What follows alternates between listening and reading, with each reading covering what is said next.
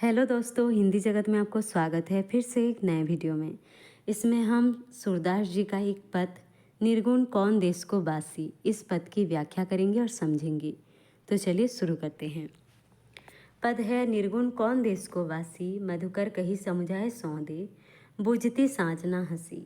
को है जनक को है जननी, कौन नारी को दासी, कैसे वरन भेष है कैसो, की ही रस में अभिलाषी। पावेगो पुनि कियो अपनो, जोरे करेगा गासी, सुनत मौन है रहियो बावरी, सुर सवेमति नासी। तो इस पद का प्रसंग कुछ इस प्रकार है कि जो गोपियां हैं, गोपियों के द्वारा उद्धव की खिल्ली उड़ाई गई है। निर्गुण ब्रह्म का आता पता पूछते हुए गोपियां जो हैं वो उद्धव को निरुत्तर कर देती हैं। तो चलिए शुरू करते हैं। निर्गुण कौन देश को बासी, मधुकर कही समझाए सौंदे, बुझती साजना हंसी। तो जो उद्धव है,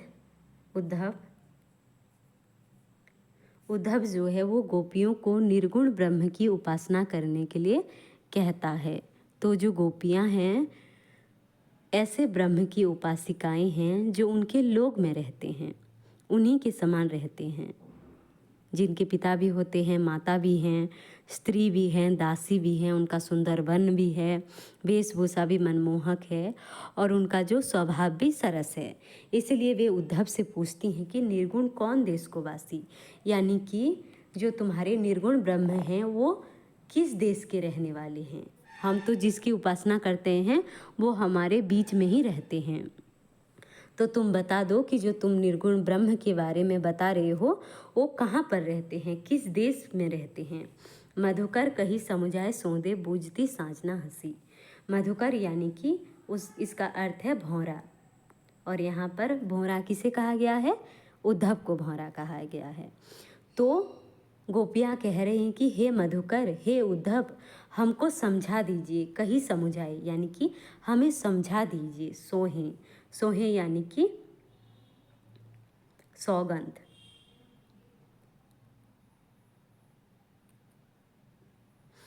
गोपियाँ कह रहे हैं कि हम सौगंध खा के कह रहे हैं कि हम तुम्हारी हंसी नहीं उड़ा रहे हैं।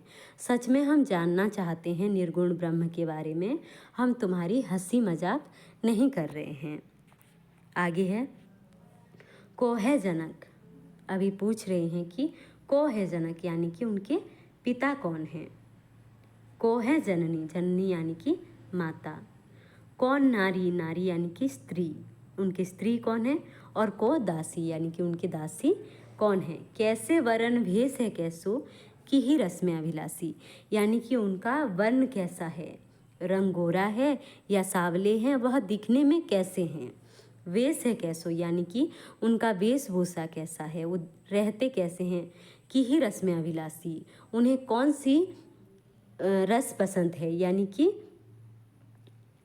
उन्हें कौन कौन सी वस्तुएं पसंद है, यह सब बतला दो। जिससे कि हम क्या करेंगे, अपने श्याम सुंदर से उस निर्गुण ब्रह्म की तुलना करेंगे और बताएंगे कि हम उनको उनसे प्रीति जोड़ेंगे या नहीं।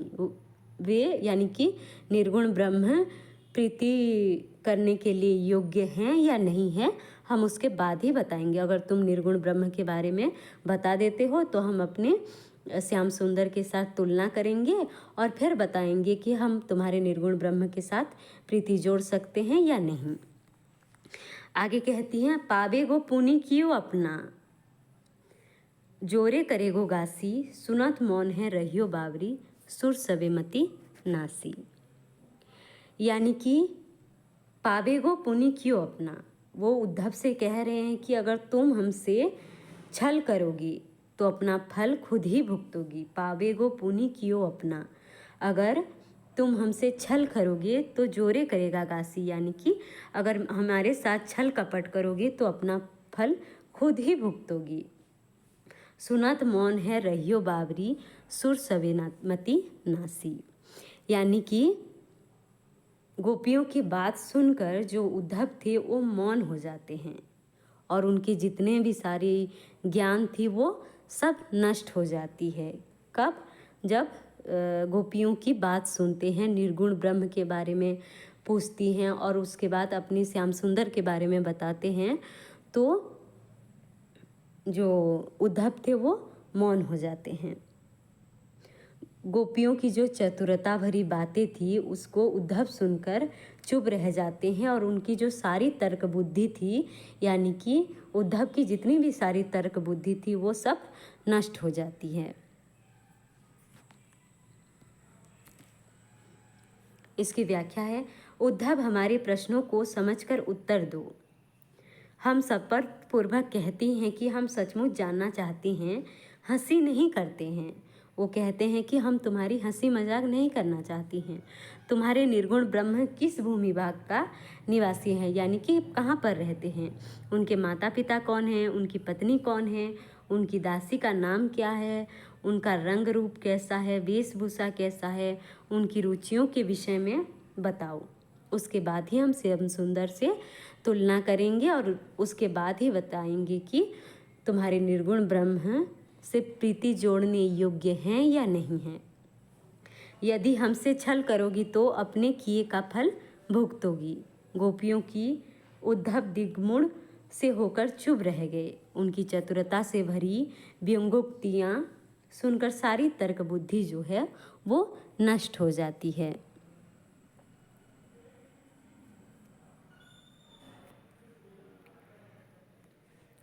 अंत तक बने रहने के लिए धन्यवाद। चैनल में नए हैं तो चैनल को सब्सक्राइब करें, लाइक करें, कमेंट करें, अपने दोस्तों के साथ शेयर करें।